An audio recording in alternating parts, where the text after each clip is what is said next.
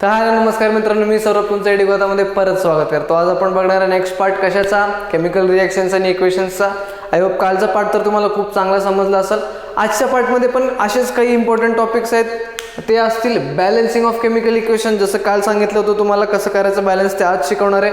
त्यानंतर आहे to make the equation more effective. आता आपण बॅलन्स केला इक्वेशन, त्या इक्वेशनला मोर इफेक्टिव्ह म्हणजे इफेक्टिव्ह जास्त करण्यासाठी त्या इक्वेशनमध्ये काही गोष्टी आपल्याला ॲड कराव्या लागतील किंवा इंडिकेट कराव्या लागतील.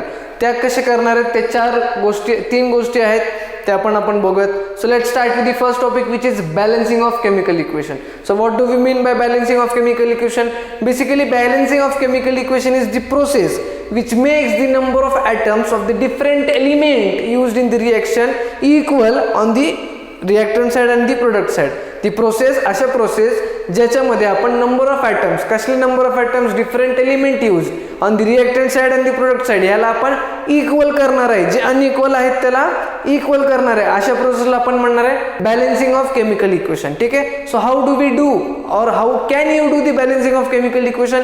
आपण एक्झाम्पल बघू, त्याच्यातून तुम्हाला सांगतो बॅलन्सिंग ऑफ केमिकल इक्वेशन कसं करायचं. ठीक आहे. तर इक्वेशन घेतलं आहे NaOH plus H2SO4 which gives Na2SO4 आणि H2O. तो सगळ्यात पहिले आपल्याला रिएक्टंट साईड लिहायला लागेल, इथं प्रोडक्ट साईड लिहायला लागेल. त्यानंतर काय होतं, आपलं नंबर ऑफ एलिमेंट्स लिहायला लागतील. किती वापरलेत एलिमेंट, कुठले सोडियम, ऑक्सिजन, हायड्रोजन, सल्फर. ठीक आहे. 4 एलिमेंट वेगवेगळे वापरलेत.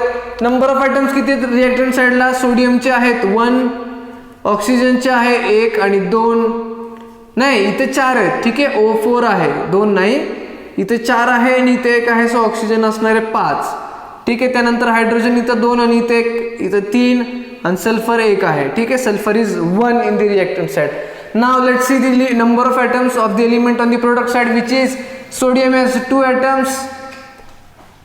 Oxygen has 5 atoms. इथं 4 आणि इथे 1. Hydrogen has 2 atoms.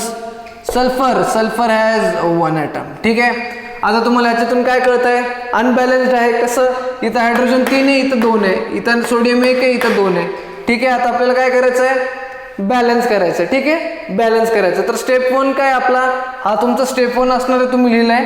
ठीक आहे. स्टेप 2 काय असणार आहे, आता आपल्याला ह्यापैकी सगळ्यात पहिले एक एलिमेंट बॅलन्स करून बघायचं आहे. कसा, आता सोडियम तर बॅलन्स्ड आहे, तर ह्याला टिक करायचं. ठीक आहे. त्यानंतर ऑक्सिजन पण बॅलन्स्ड आहे, ह्याला पण टिक करायचं. आता काय अनबॅलन्स आहे सोडियम आणि हायड्रोजन. ठीक आहे. तर सगळ्यात पहिले आपण बघूयात सोडियमला बॅलन्स करून. ठीक आहे. सोडियमला बॅलन्स करणार आहे. ठीक आहे. आता तुम्ही परत काय करा, तो रिॲक्शन परत लिहायचं. NaOH plus H2SO4 gives Na2SO4 plus H2O. एका टाइममध्ये एकच केमिकल चेंज करणार आहे. ठीक आहे. एका टाइमला तुम्ही एकच एलिमेंटचे नंबर ऑफ आयटम चेंज करणार आहे. एकत्र करू नका, पेपरमध्ये तुम्हाला मार्क नाही देणार, स्टेप वाईज द्यायला लागेल तुम्हाला. ठीक आहे. आता आपण ह्या दोघांपैकी पहिले बघू सोडियम इथं 2 आहे, इथं 1 आहे. ठीक आहे. सो बेसिकली 2 करण्यासाठी आपण काय करणार आहे, ह्याला 2 ने मल्टिप्लाय करू. इथं सोडियम 2 झाले. ठीक आहे. आता सोडियम सोबत O आणि H पण आहेत, मग O पण 2 झाला इथं आणि H पण 2 झाले, म्हणजे H किती झाले, इकडं 2 आणि इकडं 2. ठीक आहे. परत आपण इथं लिहूयात रिएक्टंट आणि प्रोडक्ट. त्याच्यात कोण कोण एलिमेंट आहेत, सोडियम, O, हायड्रोजन, सल्फर. ठीक आहे. आता ठीक आहे, असं सेपरेट करू. ठीक आहे. आता 2 मल्टिप्लाय केल्यावर काय काय बॅलन्स झाले बघू. इथं 2 सोडियम आहेत, 2 सोडियम, सोडियम बॅलन्स झाला.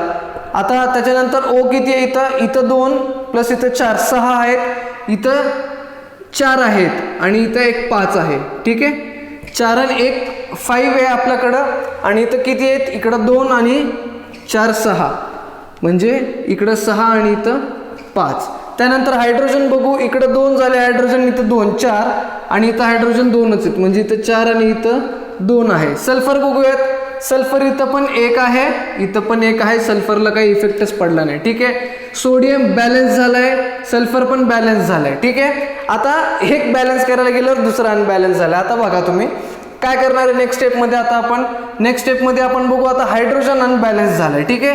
हायड्रोजन काय झालंय, अनबॅलन्स्ड झालेला आहे. सो हायड्रोजन बॅलन्स करण्यासाठी काय करावं लागेल आपल्याला, जर मी इथं 2 ने मल्टिप्लाय केला, जर मी इथं 2 ने मल्टिप्लाय केला स्टेप 3 मध्ये, इथं जर मी 2 ने मल्टिप्लाय केला तर 2 2 जा 4 हायड्रोजन होतील जे की बॅलन्स होईल, आणि 2 ऑक्सिजन होतील, 2 ऑक्सिजन प्लस 4 ऑक्सिजन, परत ऑक्सिजन नंबर किती होतील 6 होतील. कळलं तुम्हाला? तर मी काय करणार आहे इथं 2 ने मल्टिप्लाय करणार आहे. हे तुम्ही नेक्स्ट स्टेपमध्ये करा, सिंगल स्टेपमध्ये नका करायला जाऊ, मी तुम्हाला एक्सप्लेन करताना करतोय. ठीक आहे. आता बघा तुम्ही, आता परत तुम्ही इथं खाली लिहा reactant, product, sodium, oxygen, hydrogen, sulphur. Sodium किती आहे आपले 2 सोडियमचं तर काय घेणं देणंच नाही, सल्फरचं पण काय घेणं देणं नाही. ठीक आहे. आता ऑक्सिजन बघू, इकडं 2 आणि 4 6 आहे, 6, इकडं 2, इकडं 4 आणि इकडं 2, इकडं पण 6 आहे. So oxygen is also balanced. Hydrogen बघू, इथं 4 आणि इथं 2 आणि इथं 2, इथं पण 4. कळलं? यातून काय कळतंय तुम्हाला? सोडियम, ऑक्सिजन, हायड्रोजन, सल्फर चारीचे चारी बॅलन्स झालेले आहेत. Number of atoms are equal on the reactant and product side. कळलं? सो बॅलन्स केमिकल इक्वेशन काय आपला? हा बॅलन्स केमिकल इक्वेशन आहे. 2NaOH plus H2SO4 gives Na2SO4 plus 2H2O. कळलं? हा आहे तुमचा बॅलन्स केमिकल इक्वेशन. बट तुम्हाला 3 स्टेपमध्ये लिहायचं, मी तुम्हाला 2 स्टेपमध्येच दाखवले. ठीक आहे. पेपरमध्ये असं केलं तर मार्क देणार नाहीत. असे 3दा टेबल काढायचं, 1 2 3 आणि 3 इक्वेशन लिहून तिसऱ्या इक्वेशनला तुम्हाला बॅलन्स इक्वेशन आहे दाखवायचं आहे. ठीक आहे. सो तुम्ही हे balancing of chemical equation try करा. ठीक आहे. प्रॅक्टिस करा खूप जास्त. मी समजवले तुम्हाला. नसेल कळालं तर तुम्ही मला कमेंट सेक्शनमध्ये सांगू शकता. मी परत एखादी व्हिडिओ घेईल, शॉर्ट व्हिडिओ, ज्याच्यात तुम्हाला मी 1-2 अजून एक एक्झाम्पल सांगेल. ठीक आहे. सध्या तरी आपण now we will go towards the second topic which is to make the equation more effective. Now this is the chemical balanced equation. ठीक आहे. This is the balance chemical equation. Now we have to make this balance chemical equation more effective. ठीक आहे. मोर effective किंवा मोर informative, ह्याच्यातनं जास्त information कसं येईल आपण ते बघूया. ठीक आहे. पहिला रूल आहे by indicating the physical state. So basically we need to indicate the physical state of the substances used in the reactant and the product side. Physical state of the substances used in the physical reactant side and the product side. ठीक है. So how many physical states are available now? So there are basically 4 physical states available to indicate. Those are solids, liquid, gases and aqueous. ठीक है. Aqueous solution. ठीक है. Physical states are solid, which is indicated by S, then liquids which is indicated by L, then gases which is indicated by G, and then aqueous solution indicated by AQ. ठीक आहे.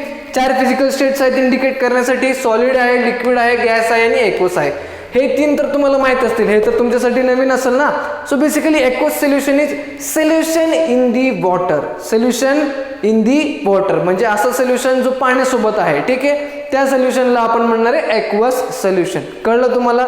आता ह्या 4 physical state आपण कसे represent करणार किंवा कसे indicate करणार आहे इक्वेशन मध्ये, ते तुम्हाला मी एक एक्झाम्पल थ्रू दाखवतो. तर बघू शकता तुम्ही आता रिएक्शन एक्झाम्पल घेतलेला.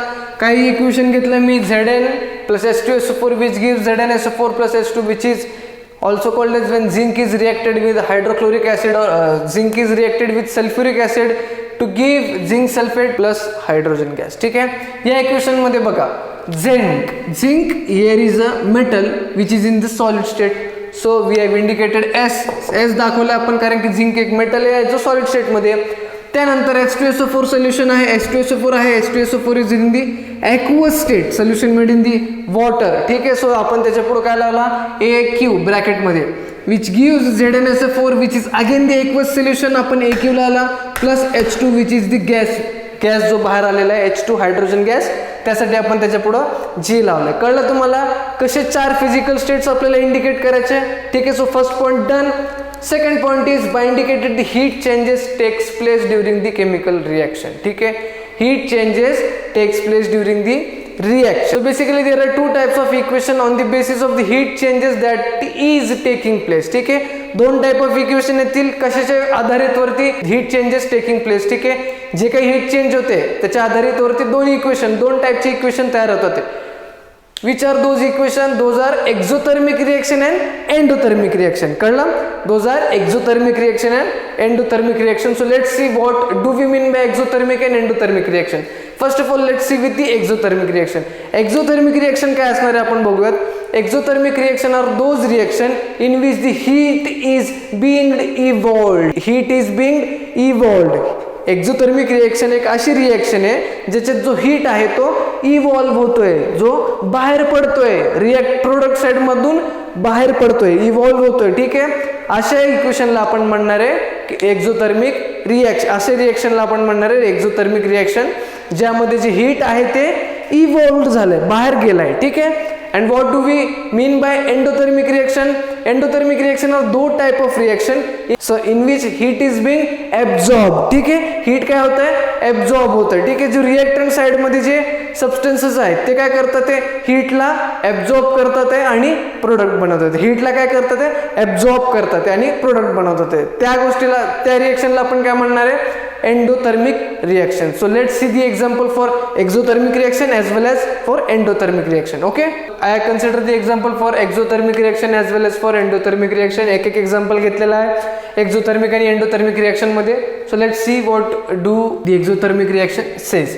So in the exothermic reaction, as I said that the heat is being evolved. ठीक आहे, exothermic reaction मध्ये काय होतंय बघा, when carbon which is solid reacted with the oxygen which is gas, it gives carbon dioxide which is gas plus heat is being evolved. Heat is being evolved. ठीक आहे, exothermic reaction मध्ये जेव्हा carbon जो solid आहे तो oxygen जो gas आहे त्याच्यासोबत रिएक्ट करतो, आपल्याला प्रोडक्ट काय भेटतो, CO2, जे की कार्बन डायऑक्साइड म्हणतो आपण, जे की गॅस आहे, प्लस हीट, त्याच्यासोबत हीट काय होतो, इव्हॉल्व्ह होतोय, बाहेर पडतोय हीट. ठीक आहे, ह्याला आपण काय म्हणणार आहे, एक्झोथर्मिक रिएक्शन. एक्झो मीन्स बाहेर पडणं, एंडो मीन्स ऍब्झॉर्ब करणं. एक्झो मीन्स बाहेर पडणं, एंडो मीन्स ऍब्झॉर्ब करणं. ठीक आहे, now let's see the endothermic reaction. So in the endothermic reaction we will see nitrogen which is N2 reacted with O2 oxygen and heat is being absorbed by these two substances to give nitrogen oxide which is 2NO. ठीक आहे, endothermic मध्ये काय होतंय, nitrogen आणि oxygen react करतात, but त्यांना काय लागतंय, हीट लागते. मग ते दोघं जण काय करतात, हीट ऍब्झॉर्ब करतात आतमध्ये त्यांच्या, आणि मग प्रोडक्ट काय येणार, हीट घेतल्यावरती 2NO. ठीक आहे, 2NO. ठीक आहे, 2NO करतो.